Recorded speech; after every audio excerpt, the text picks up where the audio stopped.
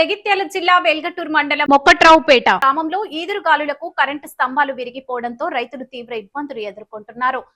నారుమడులకు నీరు లేక ఎండిపోయే పరిస్థితి ఏర్పడిందని గ్రామ రైతులు ఆందోళన వ్యక్తం చేస్తున్నారు.